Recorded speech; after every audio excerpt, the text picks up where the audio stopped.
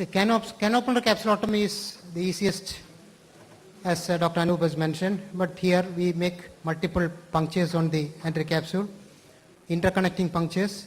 Here only the problem is that you cannot have very vigorous manipulations, because then it will tear, and even the cortex aspiration has to be done very carefully. But a canopular capsulotomy can be done only in SICs but not in phaco.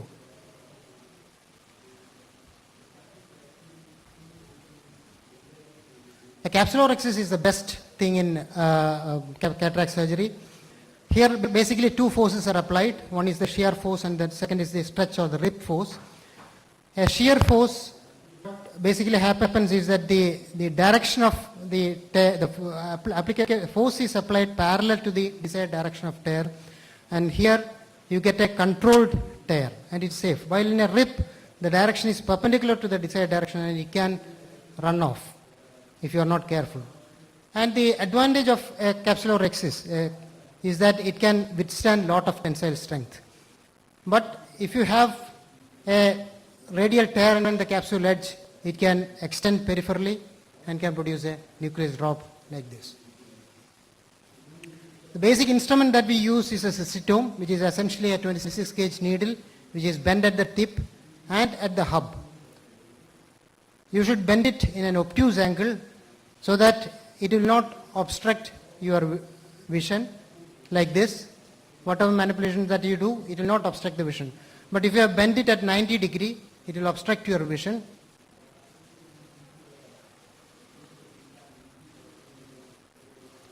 You can also use other instruments like a utrata forceps or a microforceps. OVDs, viscoelastic devices, are very important here. Capsule staining will increase the visibility during capsulotomies. Here what we are doing is a capsulorhexis with the shear force. Here the capsule is folded onto itself, and you can notice that the force is applied parallel to the direction of the tear, and in between, if the anterior chamber is shallowing, you have to apply more viscoelastic, inject more viscoelastic. If the cystitome is attached to the viscose syringe, that is better. And because of the shear force, you can fashion a good, nice rhexis. And you should never end up like this, but like this, because this is a safe capsular margin. And in this case, after the initial tear, I felt that the rhexis is extending peripherally, so I injected more visco and then used the capsule forceps to bring the tear inwards. Here you'll have to use a combination of stretch and shear force and inject OVDs as and when required. Whenever you feel that the anterior chamber is collapsing, you inject more viscoelastic, and the high molecular viscoelastic is useful in such cases. And then you can complete it with the forceps or with a cystitome.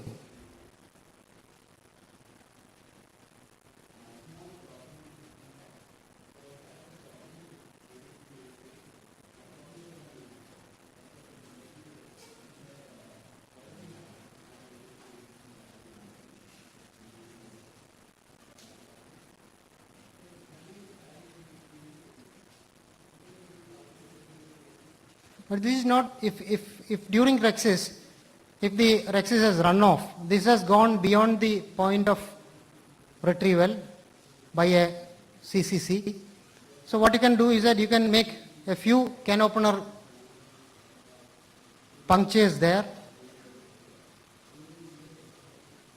and then you can continue with the rhexis. This is the beauty of SICs. You can do SICs in this case, but never a phaco. But if you attempt a phaco here, you are sure to end up with the Titanic.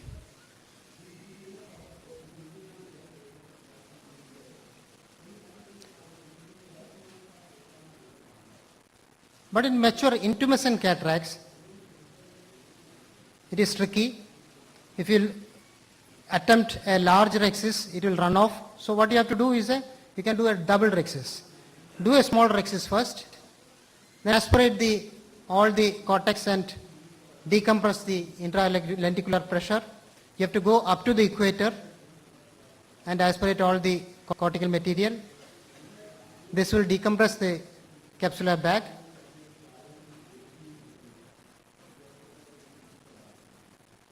After it is decompressed, you can make a nick with the venous scissors.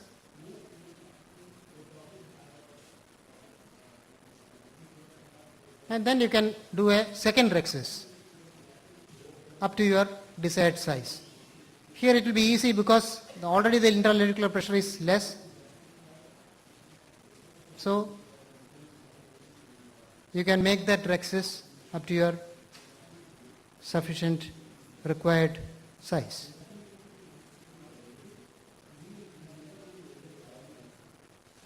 Here I thought I will be able to, I could complete this double rhexis, but then you will notice that I have not aspirated the cortex at the 7 o'clock part.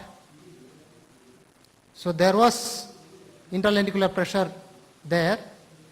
I did the venous, the nick with the venous, and then here, because of that pressure there, it was going away. But still you can manage it if you use a high molecular weight viscoelastic device, and then with a careful and patient maneuvers towards the center. Here you are pulling towards the center, and then still you will be able to manage a good rhexis. You can learn rhexis with all the different simulators like this, which will give you a good feel of how a rhexis is done. But these are all very costly equipments. You can even learn phaco, the nucleus management also, or you can go for a cheaper alternative like this and try to learn phaco, rhexis. You can do this, or